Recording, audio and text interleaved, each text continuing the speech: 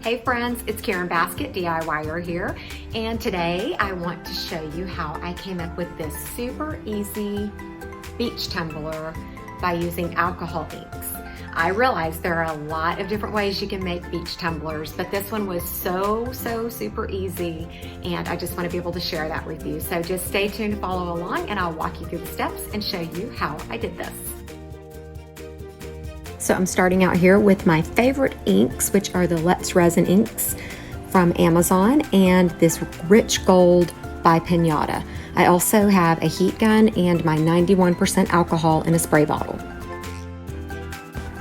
I had already prepped, sanded, and painted my tumbler, which is a 20-ounce skinny from Maker Flow, and it's kind of hard to see there, but I started spritzing my alcohol directly onto my cup.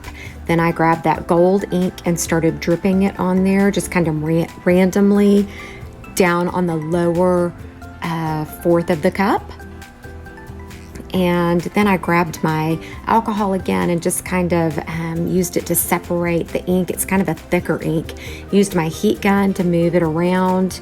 And then I grabbed one of my blues. I had 3 different shades of blue in the Let's Resin inks that I'm using there.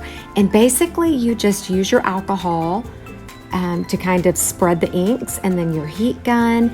And you know, on most beach cups you add white to the tumbler. So I did not have to do that because the white from the base paint was showing through, which was perfect. So you just play around with the inks, your alcohol, the heat gun, and just shift them, move them, and get it however you want it to look. You really can't mess this up. You definitely want a towel, like I have some paper towels down below to catch all the drips, because this does get kind of messy. I'm kind of two-handing it there with the heat gun and the alcohol, just really spreading them around and creating just some beautiful ocean waves. And it is so super important to let those inks dry for 24 to 48 hours.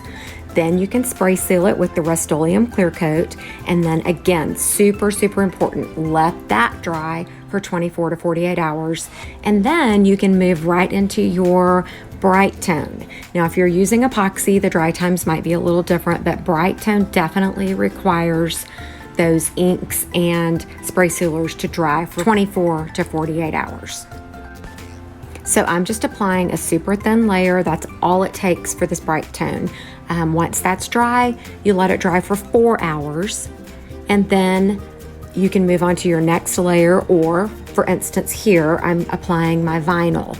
I am just using some holographic or opal. I don't remember which one this is, but I had cut out the word or the phrase "seize the day." So I'm just applying that to that first layer of dried Brite tone. And then once that vinyl is applied, you can move on to your next layer of Brite tone. And I ended up applying a total of 7 layers of Brite tone overall on this whole entire cup. And I'm just going to reiterate a few of the steps for you here. 7 layers total. And every 3rd layer you need to use a 400 grit sandpaper and just gently sand over your whole entire cup. Now you want to be careful not to, eat through to that vinyl, but once you do that, you can continue your Brite tone steps until you achieve a super smooth glossy finish. And here are the results. I think this cup turned out so beautiful. It's super lightweight. It's unbelievable the difference in the Brite tone versus the epoxy, how heavy those cups could be. So anyways, I hope you enjoyed this video. I hope you'll give me a thumbs up. I hope you will like, subscribe, and follow, and just be on the lookout for future tumbler tutorial notifications.